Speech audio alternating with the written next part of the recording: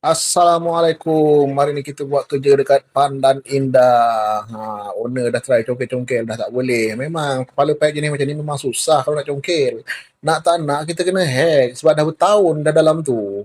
Okey, macam biasa kita kena potong dulu tile ni sebab tuan rumah dia kata dia nak pasang tile balik.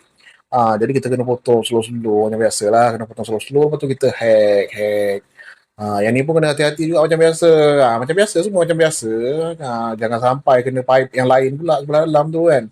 Sebab yang ni kalau korang tengok dekat sangat dengan stokok shower tu. Shower dekat atas tu. Kalau kena pipe dia dah tambah satu kerja lagi. Jadi kita kena hack pelan-pelan, pelan-pelan. Jangan tergesa-gesa. Benda ni tak boleh tergesa-gesa. Sebab tu lah kalau macam customer rushing sangat nak. Saya cakap saya tak boleh nak buat kalau rushing tu. Nanti susah saya nanti tertembak pipe yang lain nanti dah berlubang dah saya tambah lagi satu kerja. Yang ni kita kena hack. Okey, kita dah nampak pipe dia, kita dah nampak dah punca dia macam mana, pipe besi. Semua pipe yang patah dalam ni memang susah nak buat extractor yang kau beli kat Shopee kononnya senang-senang sangat nak buka tu kan. Tak semua boleh guna. Inilah bentuk dia dalam dia. Lepas tu kita potong sebelah sini. Kita potong guna tool khas ni.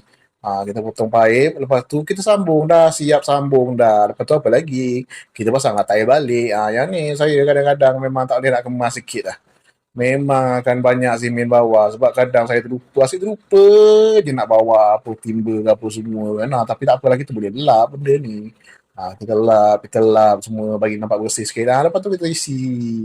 Isi ni senang je lah tuan rumah boleh buat kalau nak sebenarnya. Tapi itulah kalau malas upah lah saya panggil saya call je.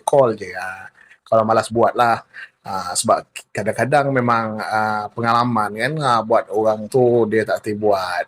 Okey dah siap dah. Lepas tu kita lap-lap lagi. Macam tu lah kerja kita. Asyik duk mengelap, dia mengelap. Okey dah siap. Alhamdulillah dah siap dah.